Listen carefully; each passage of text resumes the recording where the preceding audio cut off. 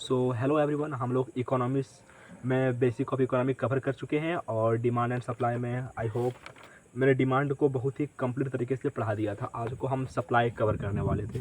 तो supply is the amount of a product और service that is available for purchase और use. अच्छा, मान लीजिए ये बुक सप्लाई में है तो ना आप खरीद सकोगे। तो अभी जो मार्केट में सप्लाई में है उसी को सप्लाई कहते हैं, जो जिसको आप परचेज़ कर सकते हो। जैसे कि अभी ये टी शर्ट है, आप जाके मार्केट में ख़रीद सकते हो, ये यूज़ में है, अब यू कैन बाई इट, तो उसको कहते हैं सप्लाई। तो सप्लाई कर्व क्या होता है? ये सप्लाई कर्व इज ये graphical representation of relationship between the price of a good और service and the quantity that producer are willing and able to supply in given period of time. तो क्या relationship है? A supply curve is a geographical representation of relationship between the price of a good or service and the quantity that producer are willing and able to supply in a given period of time। जैसे कि ये book का क्या है, demand बहुत ज़्यादा है, ठीक है ना। तो आप सप्लाई किस तरीके से कर रहे हो? मान लो मार्केट में फैटमैन का बहुत ही डिमांड बढ़ रहा है, तो आपको सप्लाई भी बढ़ाना पड़ेगा। फैटमैन का डिमांड बहुत ही घट गया तो सप्लाई भी घट जाएगा। तो इस प्रकार से काम करता है। पॉजिटिव स्लोपिंग क्या होता है? Positive sloping curve is seen when there is a direct relation between price and quantity supplied. Producer produce more when they get better price for their product. जैसे कि इस बुक का एक्चुअल कॉस्ट 50 रुपया है, लेकिन 50 रुपये में प्रॉफिट कमा रहा हूँ और बहुत कोई आ रहा है 450 रुपये में ख़रीदने के लिए। तो यहाँ पर ये पॉजिटिव स्लोपिंग दिखाता है। Because why? बिकॉज ये सप्लाई कर्व जो है दोस्त, ये सप्लाई कर्व है। तो यहाँ पर आप ही मान लो दुकान चलाते हो, ज़्यादा सामान बिक रहा है और आपको ज़्यादा प्रॉफिट मिल रहा है, तो आपको पॉजिटिव मिल रहा है ना, तो वही हो जाता है पॉजिटिव स्लोपिंग। ठीक है, अब हम बात करते हैं when things equal in equilibrium. Equilibrium में क्या होता है कि समान इक्वल होता है। क्या होता है? इक्वल होता है। इक्विलिब्रियम समान होता है। तो equilibrium shift if any of the factor shift. If demand decreases the curve shift to the left, while if demand increase the curve shift to the right. देखो, अगर आप राइट काम करते हो तो आप पॉजिटिव डायरेक्शन में जाओगे, अगर आप खराब काम करते हो तो आप नेगेटिव डायरेक्शन में जाओगे। यहाँ पर कितना अच्छा आप देख सकते हो दोस्त, दिया हुआ है, इसका पिक्चर नहीं दिख रहा है ना, ये मैं बता देता हूँ। यहाँ पर एक दिया हुआ है, यहाँ पर प्राइस दिया हुआ है, क्वांटिटी दिया हुआ है, और यहाँ दिया हुआ है अगर सप्लाई कर्व राइट की तरफ शिफ्ट हो रहा है तो सही है, इधर शिफ्ट हो रहा है तो गलत है। इक्विलिब्रियम प्राइस है, इक्विलिब्रियम क्वांटिटी है, सरप्लस है, कितना अच्छा करके दिया हुआ है इसमें से। अच्छा, कोई बता सकेंगे डेफिसिट क्या होता है? ठीक है, अब देखते हैं प्राइस इलास्टिसिटी क्या होता है। Price elasticity of demand measure how much the quantity demanded of a good और service change in response to change on its price. कोई भी, जैसे कि मैगी का पैकेट का दाम 5 रुपया था, उसका 7 रुपया हो गया, तो उस पर कंज्यूमर का क्या इफेक्ट पड़ता है, क्या इलास्टिसिटी है उसका? तो change in price percentage change in demand. Maggi का दाम कितना हो जाता है? 7 रुपया, और डिमांड पहले 100 था, तो 100 से आपका कितना हो गया? 50। तो क्या इलास्टिसिटी है? दूध का दाम 50 रुपया लीटर था, दाम बढ़ा दिए 60 रुपया। पहले कंज्यूमर 100 था, अभी 90 ही ले रहा है, तो क्या मार्केट में असर बुझा रहा है? उसी को कहते हैं प्राइस इलास्टिसिटी। ठीक है ना, समझ में आ रहा होगा आपको। अब पढ़ते हैं क्या होता है परफेक्टली इलास्टिक डिमांड। परफेक्टली पहले पढ़ेंगे परफेक्टली इलास्टिक डिमांड, फिर पढ़ेंगे रिलेटिवली इलास्टिक डिमांड, फिर पढ़ेंगे परफेक्टली इन इलास्टिक डिमांड, फिर पढ़ेंगे रिलेटिवली इन इलास्टिक डिमांड, फिर पढ़ेंगे यूनिटरी इलास्टिक डिमांड, फिर पढ़ेंगे इनकम इलास्टिसिटी, फिर पढ़ेंगे क्रॉस प्राइस इलास्टिसिटी। ठीक है ना। तो पहले पढ़ते हैं परफेक्टली इलास्टिक डिमांड क्या होता है। इन परफेक्टली इलास्टिक डिमांड ये small rise in price result in a fall in demand to zero, while a small fall in price cause an increase in demand to infinity. In such a case the demand is perfectly elastic. Example luxury product such as gold and cars. ये होता है perfectly elastic demand curve. इसका जो value होता है वो infinitive होता है, और ये हॉरिजॉन्टल कर्व होता है। क्या कर्व होता है? ये होता है हॉरिजॉन्टल कर्व। ठीक है, आप इमेजिन करो, अगर सोना का दाम थोड़ा सा भी बढ़ता है तो कंज्यूमर उसको बहुत ही कम मात्रा में खरीदता है, कोई खरीदता ही नहीं है। लेकिन सोना का दाम थोड़ा सा भी घट जाए दोस्तों, कितना मार्केट में भीड़ हो जाता है। कार्स का दाम थोड़ा डाउन हुआ, मार्केट में क्या हालत हो जाता है। कार्स का दाम थोड़ा सा बढ़ा, क्या मार्केट में हाल हो जाता है। बस समझ रहे हो ना कैसे मार्केट काम करता है, जो परफेक्टली इलास्टिक डिमांड होता है। अब देखते हैं क्या होता है relatively elastic demand. Relatively elastic demand is when a small change in price leads to a large change in quantity demanded of a product और service. This means that consumer are sensitive to price changes. Slight change in price result in high change in demand. मतलब थोड़ा सा भी price में change हो जाए तो क्या होता है, relatively elastic demand is when small change in price leads to a large change in quantity demanded of a product और सर्विस। मतलब थोड़ा सा भी इधर उधर दाम घट जाए तो कंज्यूमर क्या करता है, large charge in. Relatively elastic demand is when small change in price leads to you larger change in quantity demanded of a product. इसका लेस देन 1 होता है, ठीक है ना। थोड़ा सा भी अगर प्राइस इधर उधर चेंज हो जाए तो क्या होता है कि ला ये small change in price leads to ये large change in quantity demand of product और सर्विस। जैसे कि मैगी का दाम 5 से 7 रुपया हो गया तो कितना मतलब कंज्यूमर पर इफेक्ट पड़ा उसका। अब पढ़ते हैं क्या होता है परफेक्टली इलास्टिक डिमांड। तो सबसे पहले perfectly in elastic demand is when the demand for a product remains the same regardless of price changes. Perfectly elastic demand when the demand of a product remains the same regardless of price changes. This means that the quantity demanded is fixed and does not change. जैसे कि necessary good हो गया water wheat and rice. Vertical curve हो गया no changes in quantity of product demanded when the price changes. इसका value zero होता है। अब पढ़ते हैं रिलेटिवली इन इलास्टिक डिमांड क्या होता है। तो relatively in elastic demand is when the demand for a product changes in response to price but the change is not proportional to the price change. That means that the price of product changes more than the demand for that product. Changes in price causes relatively less change in quantity demand. Relatively inelastic demand. Relatively elastic demand is when the demand for a product changes in response to price, but the change is not proportional to the price. This means that the price of product changes more than the demand. Changes in price causes relatively less change in quantity demand. इसका value होता है more than 1। अच्छा आपको थोड़ा समझाते हैं क्या होता है परफेक्टली इलास्टिक डिमांड, क्या होता है perfectly in elastic demand. Perfectly elastic demand जो होता है वो क्या, उसका जो कर्व होता है वो क्या होता है हॉरिजॉन्टल होता है। इसका वैल्यू क्या होता है, इसका वैल्यू इन्फिनिटिव होता है, ठीक है ना। इसका वैल्यू इन्फिनिटिव होता है। इसका एग्जांपल क्या होता है, जैसे कि कार्स हो गया आपका आपका सोना का दाम हो गया। अब क्या होता है perfectly in elastic demand. Perfectly in elastic जो होता है उसका जो वैल्यू होता है इससे वर्टिकल होता है, इसका वैल्यू जीरो होता है। और यहाँ पर क्या होता है कि अगर आपका जो जैसे कि नेसेसरी गुड्स है, यहाँ पर आप अगर प्राइस का दाम 10 से 20 भी कर दो तो कंज्यूमर पर कोई इफेक्ट नहीं पड़ने वाला है। जैसे कि जो जरूरी सामान है वीट हो गया, आपका राइस हो गया, आपका वाटर हो गया, ठीक है। अब पढ़ते हैं क्या होता है परफेक्टली रिलेटिवली इलास्टिक डिमांड। तो रिलेटिवली इलास्टिक डिमांड उसको कहते हैं जब थोड़ा सा भी प्राइस में चेंजेस आ जाए तो पूरा मार्केट में उथल पुथल मच जाता है। इसका वैल्यू कितना होता है, लेस देन 1 होता है। जैसे कि मैगी का दाम 5 से 7 रुपया हो तो मैगी कोई नहीं खरीदेगा, वो वाला दूसरा जगह शिफ्ट हो जाएगा। अब पढ़ते क्या होता है relatively in elastic demand. Relatively in elastic demand उसको कहते हैं, वहाँ पर क्या होता है कि क्या होता है दोस्त, हाँ यहाँ पर आपका जो प्राइस में कुछ भी हो जाए कंज्यूमर पर कोई इफेक्ट नहीं पड़ने वाला। जैसे कि मर्सिडीज़ हो गया, एप्पल हो गया, उसका दाम बढ़ रहा है तब भी हम खरीदेंगे बिकॉज वो ब्रांड है ना। समझ रहे हो ना। अब देखता है क्या होता है unitary elastic demand. The demand curve for unitary elastic demand is rectangular hyperbola. It occurs when ये change in price result in equally proportional change in demand. ये होता है रेक्टेंगुलर हाइपरबोला, इसका वैल्यू होता है 1। जैसे कि दोस्त आप एक को एग्जांपल देते हैं, मान लो 100 कंज्यूमर है, ठीक है। 100 कंज्यूमर एक पैकेट बिस्किट के लिए 10 रुपया देता है। कंपनी दोस्त 110 देता है तो जाहिर सी बात है 1000 रुपया कमा रहा है। लेकिन कंपनी बोला कि दैट इकोनॉमिस्ट को कोई बुलाया, वो बोला कि चलो बिस्किट का दाम तुम 10 से 20 कर दो, तुम प्रॉफिट में रहोगे, तुम उतना ही कमाओगे। तो बोला यस काहे नहीं, चलो 10 से 20 कर देता बिस्किट का दाम। अब क्या हुआ, जाहिर सी बात है जैसे ही आपका प्राइस बढ़ेगा तो डिमांड घटेगा। लेकिन 100 से 50 हो गया और बिस्किट कितना 20 रुपया है, 50 × 20 1000 रुपया ही बन रहा है ना। तो इसको कहते हैं यूनिटरी इलास्टिक डिमांड। यहाँ पर आपका क्या होता है जीरो, ठीक है ना। तो आई होप आपको perfectly elastic demand, perfectly in elastic demand, relative elastic demand, relatively in elastic demand, relatively क्या बोलते हो, इसे समझ में आ गया होगा। अब पढ़ते हैं यूनिटरी इलास्टिक डिमांड भी समझ में आ गया होगा। अब पढ़ाते हैं क्या होता है इनकम इलास्टिसिटी। क्या होता है income elasticity?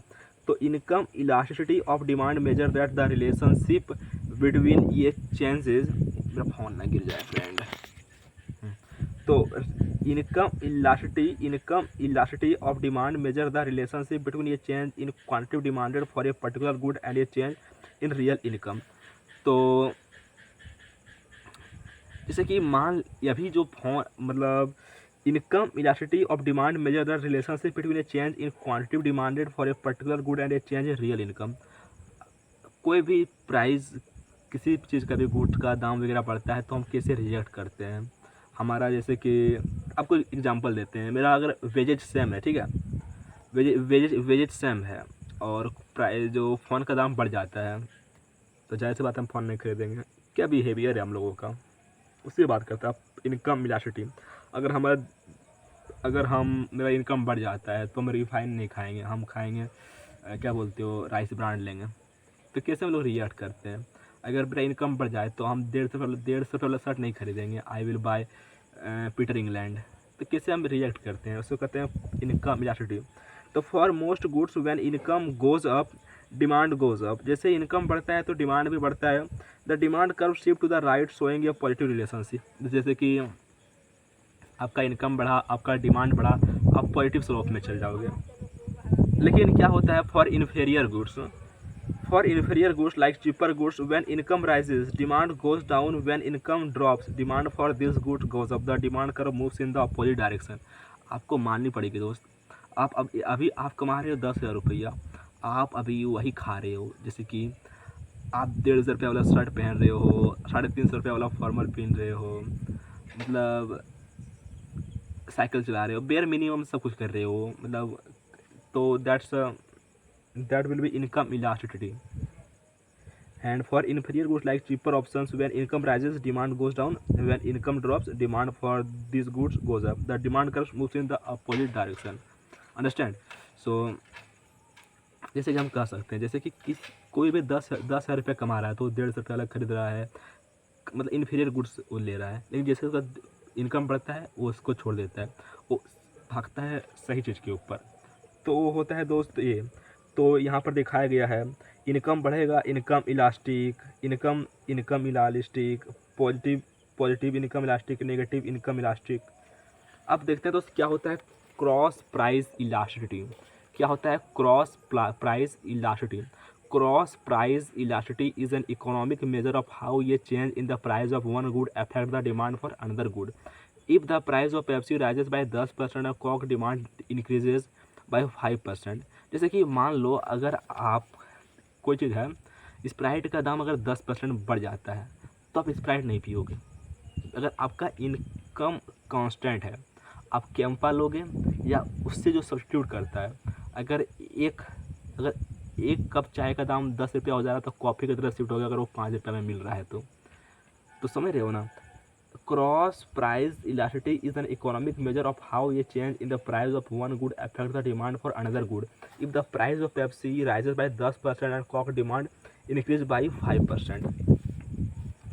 So negative cross elasticity of demand equal to complementary goods. क्या क्या लिख दिया है इसमें से एक बार देख लो।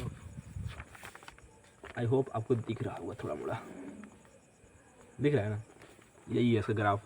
अब हम पढ़ते हैं कितना प्रकार का मार्केट होता है। एक होता है मोनोपोली, एक होता है ओलिगोपोली, एक होता है मोनोपोलिस्टिक, एक होता है परफेक्ट कंपटीशन।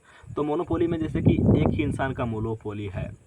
अगर मार्केट में मैं हूँ तो सिर्फ मैं हूँ, मेरे आगे कोई नहीं आ सकता है। जैसे कि हो गया इंडियन रेलवे को कोई हटा दे, one seller control the entire market, no close substitute for the product, high barriers to entry Indian railway.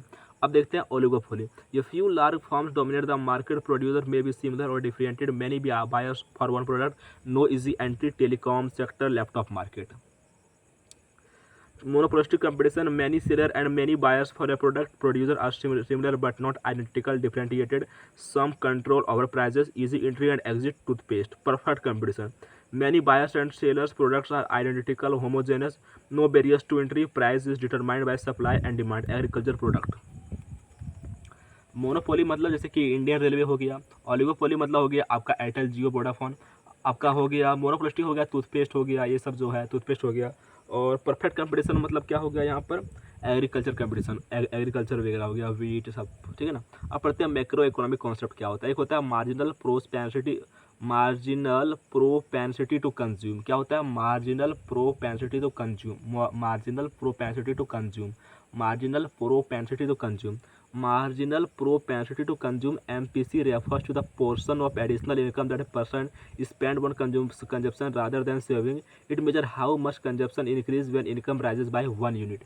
अगर आपका इनकम 50,000 से 70,000 रुपया हो जा रहा है तो आप कितना ज़्यादा खर्च करते हो बचाने के बजाय, उसको कहते हैं मार्जिनल प्रोपेंसिटी टू कंज्यूम, कितना आपके पास कंज्यूम करने की क्षमता है।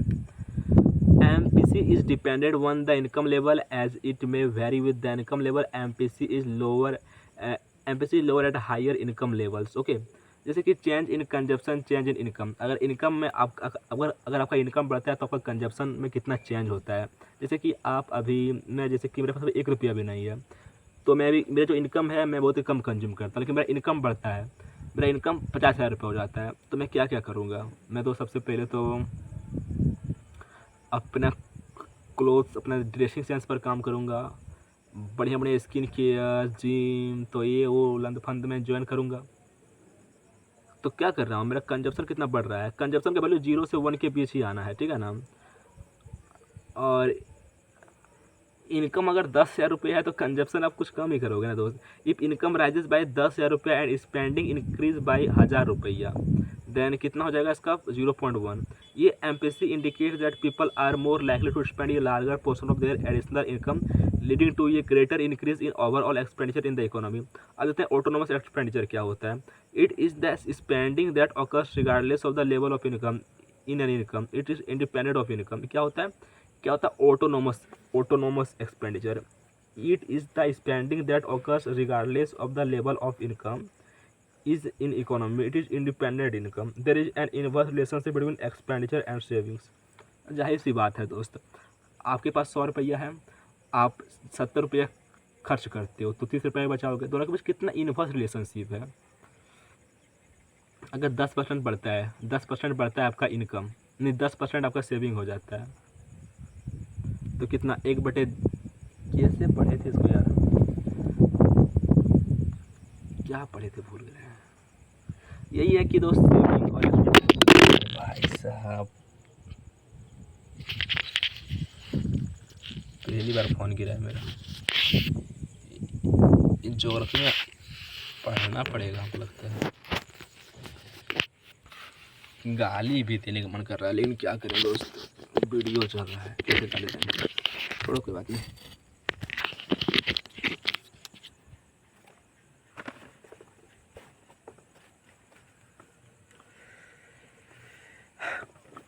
इसको थोड़ा देखिएगा, ठीक है। दिख रहा है आपको ये जो ग्राफ है, ये जो ग्राफ दिख रहा है आपको, आई होप आपको दिख रहा हो ग्राफ का ये वाला। यहाँ लिखा हुआ है C = to A + CY।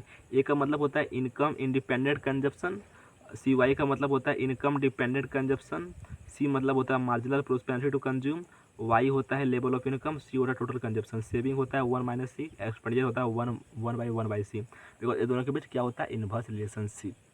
तो मेरे फ्रेंड, मैंने आपको क्या क्या कवर करवा दिया। सबसे पहले तो आप लोगों को मैंने बेसिक ऑफ इकोनॉमी पूरा बस क्लियर करवा दिया, डिमांड एंड सप्लाई क्लियर करवा दिया। बेसिक ऑफ इकोनॉमिक्स में आपका economics, sources of economics, demand and supply में demand, supply, elasticity, types of market and macro economic concept clear हो चुका है।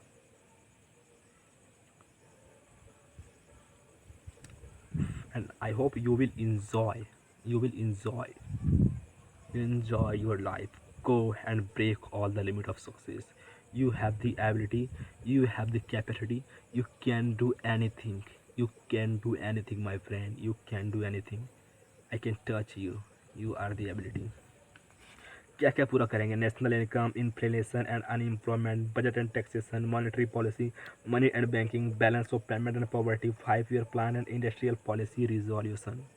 ये पूरा इकोनॉमिक्स होने वाला है, देख रहे हो इकोनॉमिक्स के ऊपर, देख लो दोस्त, बहुत ही मस्त इकोनॉमिक्स में आपको पढ़ाऊँगा। I am a great teacher of economics, I am a great teacher of economics. पूरा यूट्यूब पर इतना खूबसूरत तरीके से इकोनॉमिक्स को पढ़ा कर देने वाला है नहीं, देख लो जाके तुम लोग।